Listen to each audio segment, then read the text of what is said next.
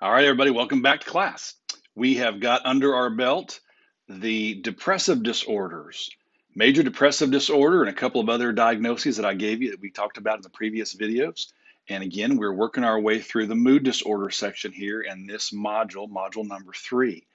And again, I'm going to say this many times in this class, we really are just kind of hitting the high points. There's so much more we could talk about with a lot of these different disorders, and we could build an entire 16-week semester class just on the mood disorders alone. And so really, because we have other stuff I want you to be familiar with, we're going to talk about here in the next modules. What we're doing is we're just keeping it simple, and we're kind of hitting the high points, and we're talking about some qualifying factors and some basic symptoms of each of these mental health conditions, and we are focusing on some very commonly diagnosed mental health conditions. We just talked about major depressive disorder, very commonly experienced and very commonly therefore diagnosed mental health condition. And in this section, we want to talk about the bipolar and related disorders. So this is a brand new chapter, so to speak, in the DSM. Bipolar disorder is not new, but the way in which the DSM-5 has it organized is a little bit new. And so we want to talk about bipolar 1 and bipolar 2 disorder. Let me ask you this question. What do you already know about bipolar disorder? My hunch is you probably know something. My hunch is you just like with major depression, most of us already have a little bit of working knowledge probably about bipolar disorder. Maybe you knew there was something called bipolar 1 and bipolar 2, maybe not, but we're going to cover that here in this little mini lecture. Make sure you have a good handle and understanding on bipolar disorder. Bipolar disorder and the bipolar disorders, plural, 1 and 2, again, like major depressive disorder, are very commonly experienced and they're very commonly diagnosed. If you work in social services for any length of time, no matter where you work, you're going to work with people who battled either depression and or bipolar disorder. Now, here's the thing with bipolar disorder, that both bipolar 1 and bipolar 2 have at their core depression, which we just talked about. So we're not going to go back and review those 9 symptoms of depression. But anytime you talk about bipolar disorder, bipolar 1 or 2, you're talking about depression. We'll talk more about that in just a second. But we want to add to that, it's depression plus. Well, what's it? It's plus something else. What is that something else? We're going to talk about that here in a little bit. Let me visit with you a little bit about, again, the 7 key facts of bipolar disorders. I gave you 7 key facts for major depressive disorders, and I really think these are very important. Because again, this is just the foundation that I want us to build our conversation on related to the bipolar disorders. So 7 key facts. Number 1, bipolar disorder, although it's commonly diagnosed, is commonly misidentified and misunderstood and misdiagnosed. Many people with bipolar disorder are diagnosed with ADHD or anxiety. Other people who have anxiety and ADHD are diagnosed with bipolar disorder. Bipolar disorder is often misunderstood and misidentified. It's called, many people who have bipolar disorder have been told through the years, you're just crazy. You're just emotional. You're just looking for attention. You're just whatever, right? So bipolar disorder, although it is very commonly, it is easily misunderstood and misidentified. Again, the way in which the symptoms can look, we're going to look at 7 symptoms here in a little bit of a manic mood. And again, as we do with all these disorders, I want to remind you that there's a lot of variability in how bipolar disorder 1 and 2 can look in people's lives. Although there's set core symptoms, the way in which the disorder shows itself in someone's life does vary from person to person to person. Bipolar disorder is a brain-based disorder. We don't believe, like major depressive disorder, that it has much of an environmental or situational cause. We believe, like schizophrenia and almost all the anxiety disorders, with the exception of PTSD, we think that bipolar disorder 1 and 2 are brain-based chemical imbalance, genetic predisposition kinds of disorders. The symptoms almost always, therefore, begin almost always between the ages of 15 and 25, late adolescence, early adulthood, almost always. Are there stories and are there situations where people begin to develop the symptoms of bipolar disorder before the age of 15? Sometimes, or over the age of 25? Sometimes, but not usually. This is a disorder that almost always begins to show itself, like many of the brain-based disorders and health conditions, late adolescence, early adulthood. Like major depressive disorder, unfortunately, many people with bipolar 1 and 2 disorder self-medicate their symptoms with substances. So therefore, it gets very complicated sometimes. So bipolar disorder in 1 and 2 are already complicated enough. And then when people start smoking marijuana, using heroin, pain pills, alcohol, whatever it may be, it just complicates the symptoms and almost makes them worse in a lot of ways. And so, this idea of the co occurring between mental health and substances, and we especially see that with the mood disorders, major depressive disorder and bipolar 1 and bipolar 2. Just like major depressive disorder, some people who battle bipolar disorder, their symptoms are chronic and consistent. Even on medication, their symptoms are present. They have some symptoms nearly every single day, all the time. Other people, though, their symptoms come and go, and they may not always have depression or mania. They may have periods where their mood is super stable, normal, and then they have a depressive episode followed by a manic episode, and then they're normal and stable for a while, right? So sometimes with bipolar disorder 1 and 2, the symptoms come and go and are somewhat sporadic, can be sporadic. Other times they're more consistent and chronic. It just depends on the person. That's an important thing to highlight as well too.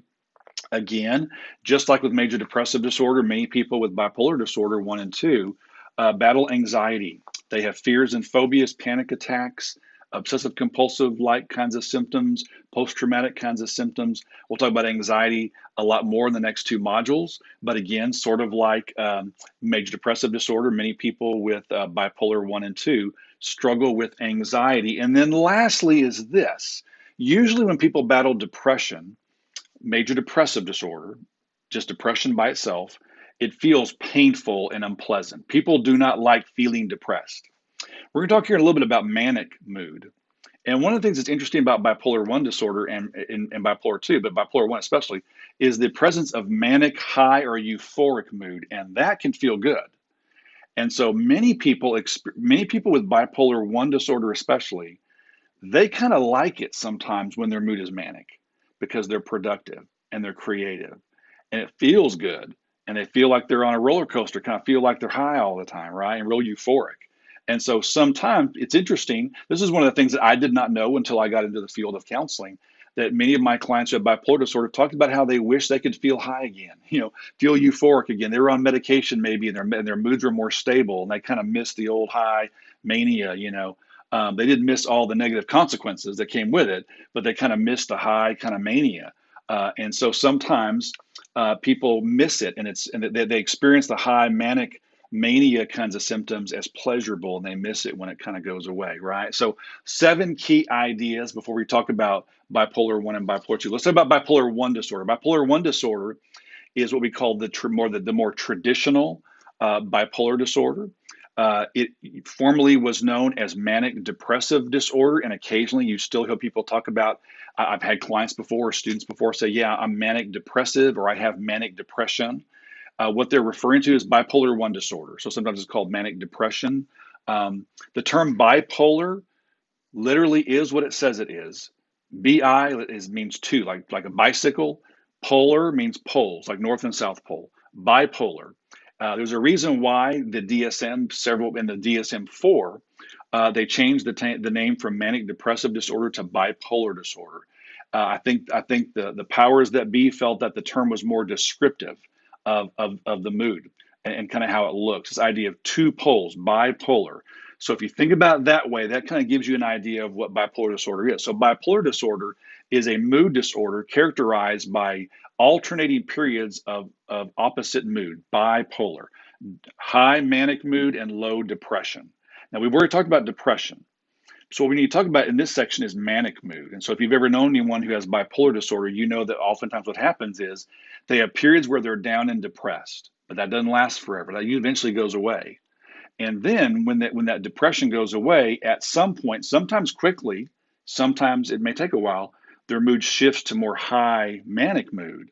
And they're manic for a while, but that doesn't last forever. Eventually that mood's going to kind of taper off and come back down to more depressed or more stable. So they have these mood swings, right? Bipolar. That's literally what this disorder really is. Again, it's a chemical imbalance, biological based, brain based kind of mental health condition. So bipolar 1 disorder. Let's talk about bipolar 1 disorder. Bipolar 1 disorder is characterized by periods of alternating moods, periods of depressed mood plus manic mood. Since we have depressed mood already under our belt, let's talk about manic mood. The word manic does not mean maniac. Occasionally students will say, does that mean maniac? And that does not mean maniac. The word manic just means excitable. That's really what the word manic literally means. It just means excitable. And so manic mood is characterized by these 7 core symptoms, but really at its core is this. Have you ever been on a roller coaster? Some of you may like roller coasters. Have you ever been on a roller coaster and you know that feeling in your stomach when you're going up the roller coaster and just as it comes over, that feeling of rush of like, well, it could be terror or whatever it is, right? But that feeling of like excitement as the roller coaster is going over the top and coming down. That's kind of what manic, that's what the word manic kind of means. The word manic it just means excitable. It means excited or happy or euphoric. It means energetic. It means elevated. Some of these were high. It's like someone's high on drugs, but they're not on drugs, right? It could also involve irritability, being easily irritated or consistently irritable. And so this idea of high, elevated, euphoric, excitable, irritable kind of mood. That's what manic mood is. And so again, some people may struggle with being irritable or easily excitable just as this kind of normal personality. With bipolar disorder, we're talking about this idea where outside the realm of typical and normal, again, it's disruptive to the person's functioning. It becomes distressing to the person or someone else. It's a detour. It's outside the realm of normal or typical for them. This idea of manic, high, elevated mood. And interestingly, there are these 7 symptoms that kind of go with it. Let's review those 7 symptoms really, really quickly. Number one, the first symptom we often see when someone's mood is manic is actually a symptom we talked about last module with schizophrenia, and it's grandiosity. So many people, when their mood is manic, they're grandiose, we would say. Grandiosity just means that a person in their mind and out loud, they brag about themselves. They hold inflated ideas of themselves, their accomplishments, and their abilities that are not grounded in reality. So people, when their mood is manic, will often brag about themselves, or they'll talk about all these big plans that they have. Maybe those plans are realistic. Maybe those plans are totally unrealistic. The person believes it as being true. As far as for them, it's most often the person believes it as being true for them. But people oftentimes, when their mood is manic, is they have an inflated sense of themselves. They're grandiose, and so they often talk big, brag about themselves. They may, kind of like with schizophrenia, they may have a high school diploma or a GED, but they may brag about how they have master's degrees and PhD degrees. They may work at a fast food restaurant. No shame in that. But they may talk about how, yeah, they're going to go get a job next week working, you know, in some real estate industry or in some banking industry. Yeah, I've got a job. I'm going to go to work next week for, they may name it like a big bank, and they're working in a fast food restaurant. And you might say, "Oh, how are you going to go work there?" I'm just going to go work there because they want me to come work there. I'm going to go work there, right? And so people, when their mood is manic, it's kind of grandiose, inflated sense of self, in kind of inappropriate, unhealthy way. So grandiosity is a common symptom that we see with manic mood. That's number one. Number two is the sleep disturbance. Now, again, we just talked about sleep disturbance with major depressive disorder. So remember, with major depressive disorder, the sleep disturbance can look one of two ways: hypersomnia or insomnia. Well, with manic mood, with bipolar I disorder, and even bipolar II a little bit, the sleep disturbance is a little bit different. It's similar to insomnia, but it's not insomnia. So here's the thing. It makes sense if you think about it. When someone's mood is manic, if my mood was manic today, I probably would be really energetic and high and hyper. And so because of that, I may not have a need to sleep. So what happens when people's mood is manic is they have a decreased need for sleep. They may stay up for a couple of days on end, or they only sleep a couple hours every night and they wake up and they're energized, right? So the difference between manic mood and depressed mood is this. When someone's mood is depressed, they're always tired. They need sleep. They want to go to sleep. When someone's mood is manic, they don't need to sleep. They're not tired because they're not tired. Usually they're wired and going and doing a bunch of different things, and they've been up for a long time. About 5 or 6 years ago, I was teaching a class up here, and I had a student who kind of disappeared from my class for a couple of weeks. They were real consistent, and they weren't in class for 2 weeks.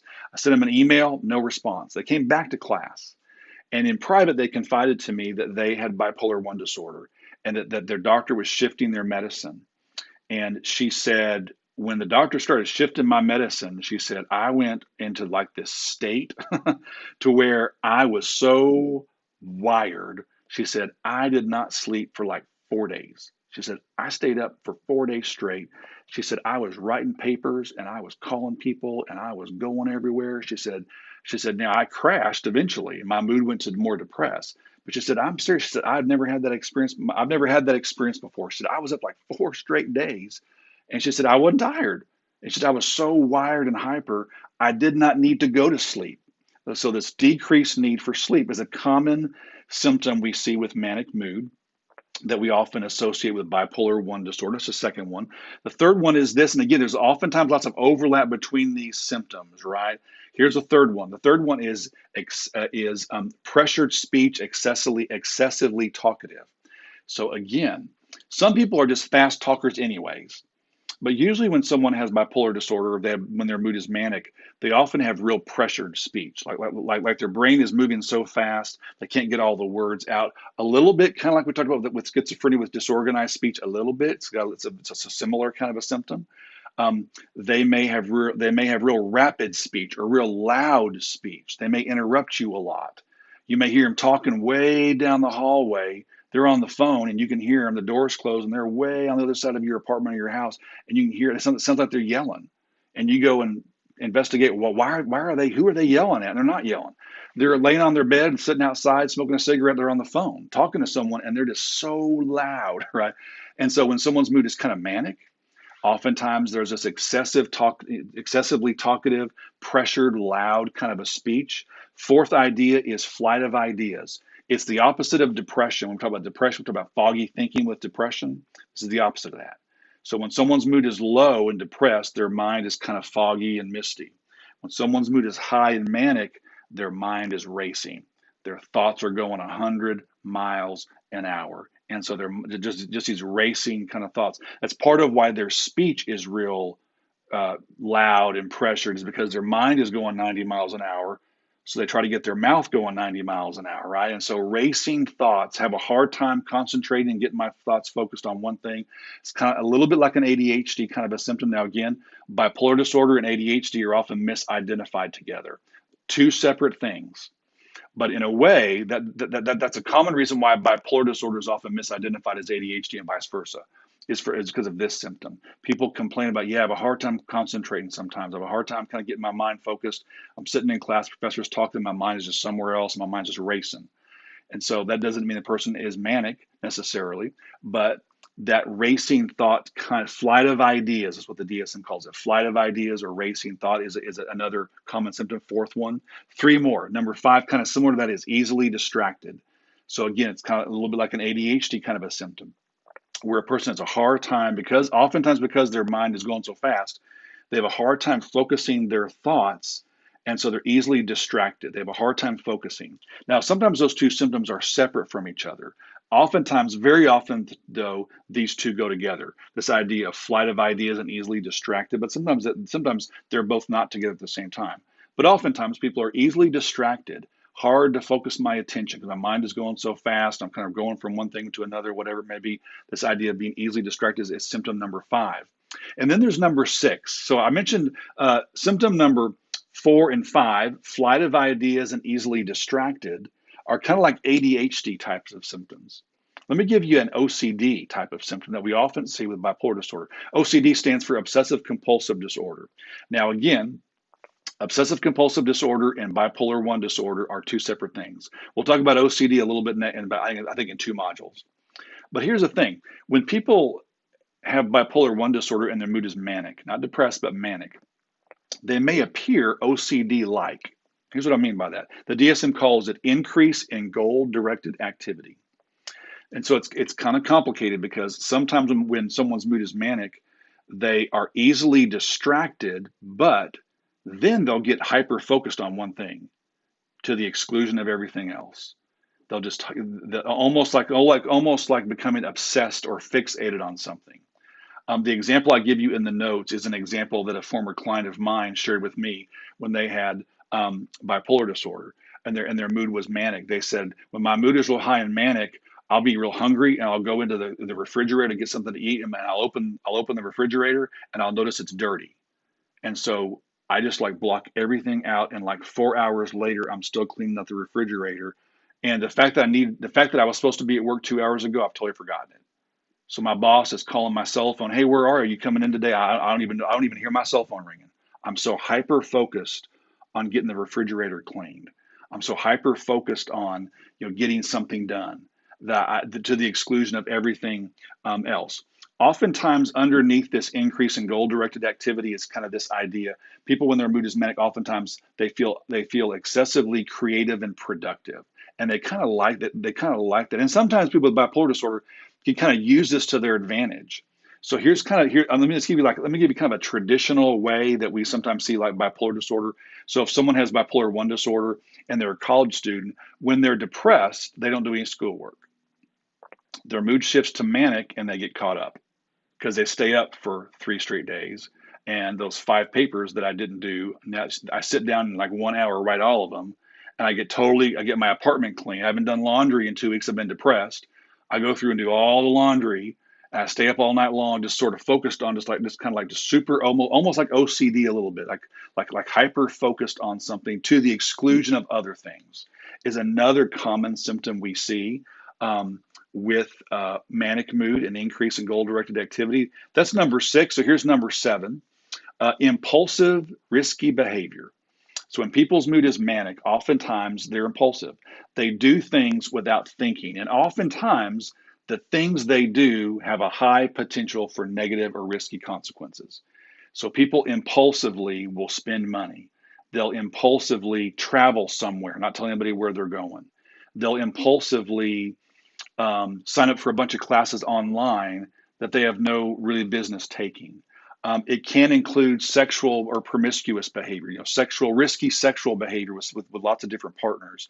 It can include gambling.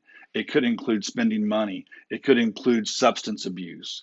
And so kind of this impulsive, kind of without thinking behavior, risky behavior, oftentimes in risky kind of behavior as well too. That can look a bunch of different ways, right? So that would be like the last example of a potential symptom of manic mood. Now, here's the thing: there's 7 of these. So remember a couple of things. Number 1, there can be a lot of variability in how this looks from person to person to person to person. Number 2, not every single one of these has to be present. We would look for about 3 or 4 of these 7. And there can be any combination of them. There's a lot of overlap. I highlighted a couple of places here where there's oftentimes what we call a natural overlap between some of these symptoms, right? And so flight of ideas and pressured speech are 2 good examples of 2 separate symptoms where oftentimes they kind of run together a little bit. So manic mood is a key feature of bipolar I disorder. Is it the only feature? No. Remember, with bipolar I disorder, all those 7 symptoms I just talked about, a person may experience several of those for a period of several days or several weeks. Then they go away. And then what comes up next, almost always, depressive. Some of those 9 depressive symptoms we just talked about with the last video, those a period of that. So this idea of depression, then mania, then depression. Maybe more manic symptoms, then more depression, right? So that's what bipolar means, right? So don't lose that idea. Bipolar I is a disorder, a commonly diagnosed disorder where there is the alternating periods of depressive symptoms with manic symptoms. So that means we have not talked yet about bipolar II disorder. The next video, we're going to review bipolar I for just a little bit, and then we're going to talk about the difference between bipolar I and bipolar II. So watch the next video for bipolar II disorder, and I'll see you then.